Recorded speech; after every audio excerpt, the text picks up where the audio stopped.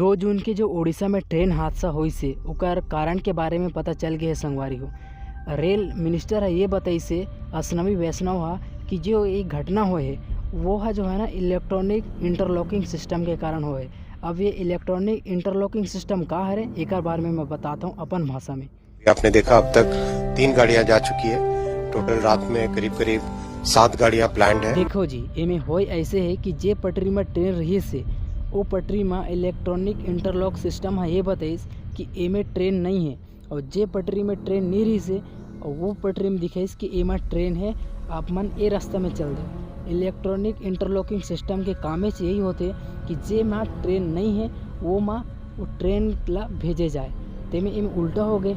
और कभी कभी संगवारी जानते छो कि इलेक्ट्रॉनिक इक्विपमेंट में भी कभी कभी एरर आ जाते, तो ये एरर एक कारण हो है ये रेल मंत्री है बता। मैं ये वीडियो ला हिंदी में बनाए के सोचते रहे संगवारी हो, फिर मैं सोचे भी छत्तीसगढ़ी में वीडियोस बनाया जाए, कैसे लगे इस कमेंट करो।